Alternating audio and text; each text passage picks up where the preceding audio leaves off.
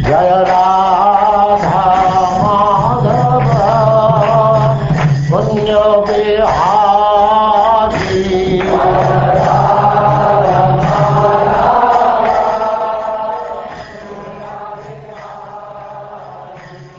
And now chapter 40, the prayers of Akrura.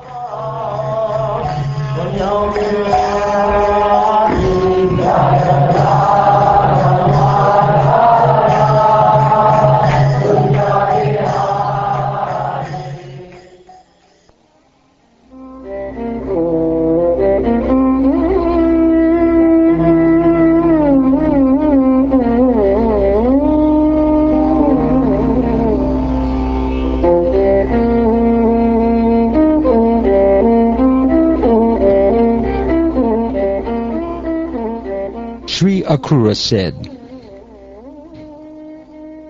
I bow down to you, the cause of all causes, the original and inexhaustible Supreme Person, Narayan. From the whirl of the lotus born from your navel, Brahma appeared, and by his agency, this universe has come into being. Earth, water, fire, air, ether, and its source, false ego, the Mahatattva, the total material nature and her source, the Supreme Lord's Purusha expansion, the mind, the senses, the sense objects, and the senses presiding deities. All these causes of the cosmic manifestation are born from your transcendental body. The total material nature and these other elements of creation certainly cannot know you as you are, for they are manifested in the realm of dull matter. Since you are beyond the modes of nature, even Lord Brahma, who is bound up in these modes, does not know your true identity. Pure yogis worship you, the Supreme Personality of Godhead, by conceiving of you in the threefold form, comprising the living entities, the material elements that constitute the living entities' bodies, and the controlling deities of those elements. Brahmins who follow the regulations concerning the three sacred fires worship you by chanting mantras from the three Vedas and performing elaborate fire sacrifices for the various demigods who have many forms and names.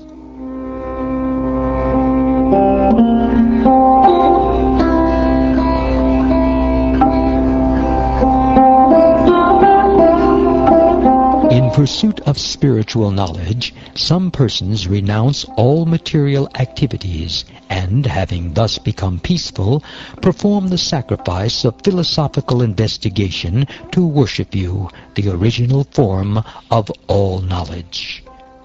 And yet others, those whose intelligence is pure, follow the injunctions of Vaishnava scriptures promulgated by you.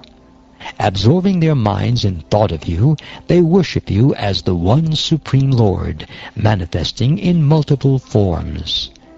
There are still others who worship you, the Supreme Lord, in the form of Lord Shiva.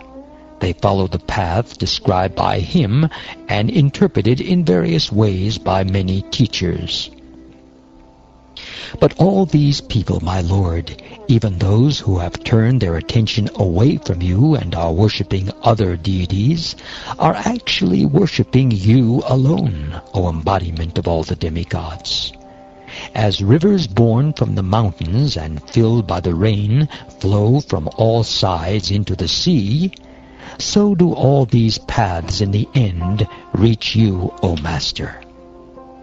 Goodness, passion, and ignorance, the qualities of your material nature, entangle all conditioned living beings, from Brahma down to the non-moving creatures.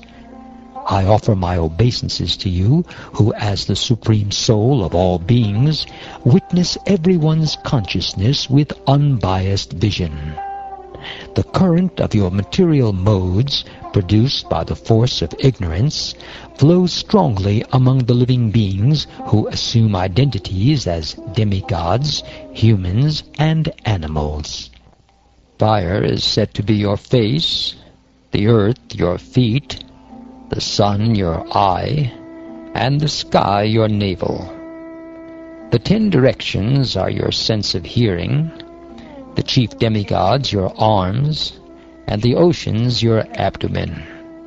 Heaven is thought to be your head, and the wind your vital air and physical strength. The trees and plants are the hairs on your body, the clouds the hair on your head, and the mountains the bones and nails of you, the Supreme. The passage of day and night is the blinking of your eyes, the progenitor of mankind your genitals, and the rain your semen.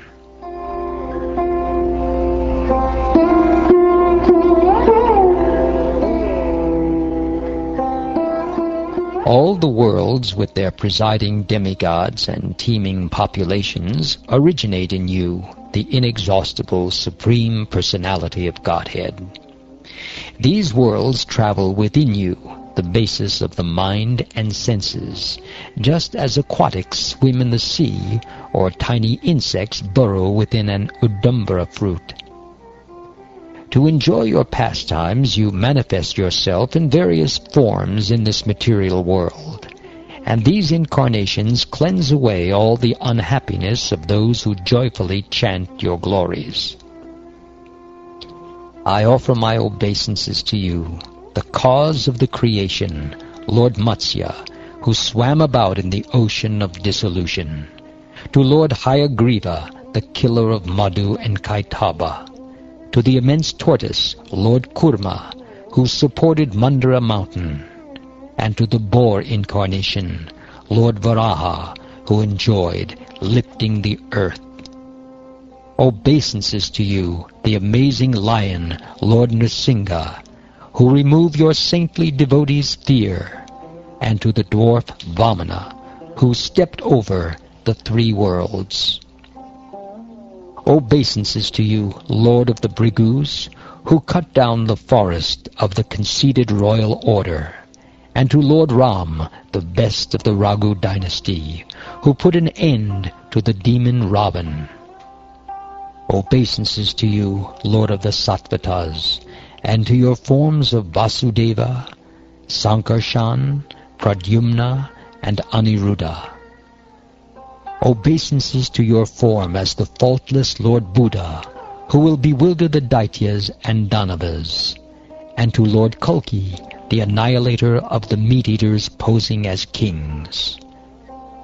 O Supreme Lord, the living entities in this world are bewildered by your illusory energy. Becoming involved in the false concepts of I and my, they are forced to wander along the paths of fruitive work.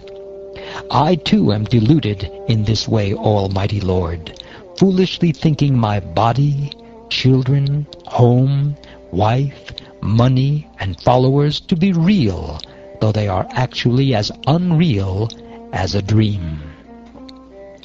Thus, mistaking the temporary for the eternal, my body for myself, and sources of misery for sources of happiness, I have tried to take pleasure in material dualities.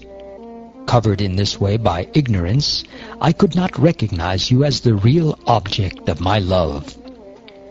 Just as a fool overlooks a body of water covered by the vegetation growing in it and chases a mirage, so I have turned away from you.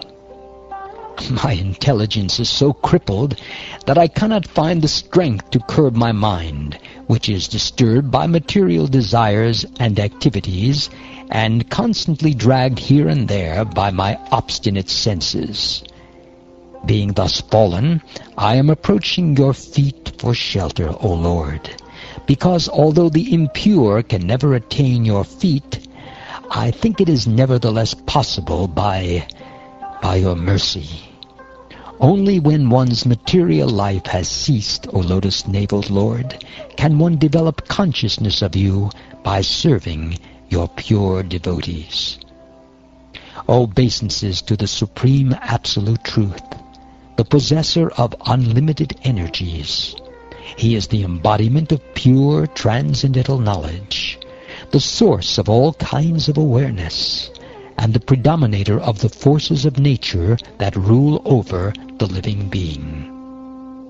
O son of Vasudeva, obeisances to you, within whom all living beings reside.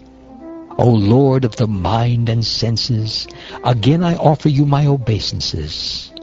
O Master, please protect me, who am surrendered unto you.